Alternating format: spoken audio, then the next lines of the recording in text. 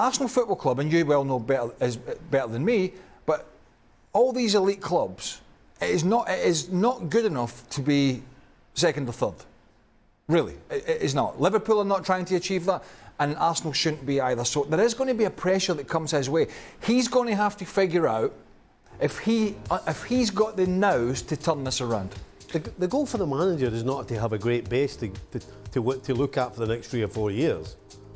The point of the manager is to win games. And right now, as Craig said, I don't think he knows the best side that's going to go and win games on a regular basis. And the longer they go through this dry spell, the further away from the top of the league they'll get. I mean, yes, you can argue right now they are part of a title race, but if they keep performing like this, they're going to slide out it. They're going to slide out it because Manchester City ain't going to be dropping 9 and 10 points between now and the end of the season, and I don't think Liverpool will. So if Arsenal don't get sorted, particularly in the front end of the field, yes, they're not been as good defensively, but my goodness, going forward, they don't look like scoring. I mean, the possession they had for 70 minutes against this Liverpool side today, and they never one shot that Alisson had to save from White. That's not good. It's not good enough. And having 1 win in 7 with the Premier League the way it is, you can't afford to drop more points. Otherwise, you will be out the title race. How do you address this tactically for Arteta? I don't think it's to do with tactics. I think it's to do with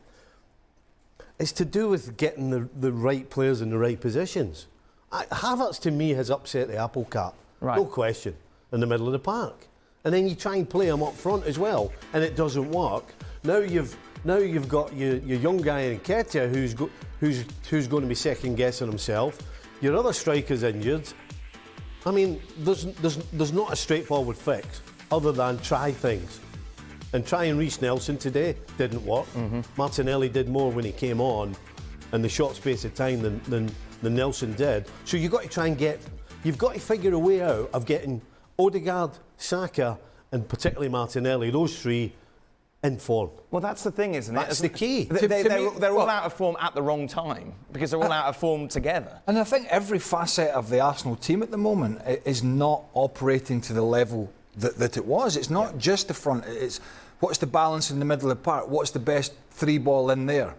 You know, who's the best to play the right back and the left back? And Zinchenko had a little bit of criticism in the last few weeks. I really believe a lot of this stems from some of the decisions and rhetoric that Mikel Arteta made months ago.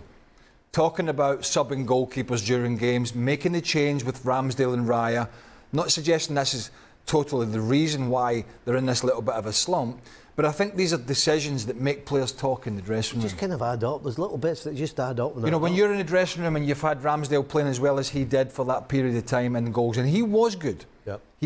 And he wasn't without mistakes, but he was good, right?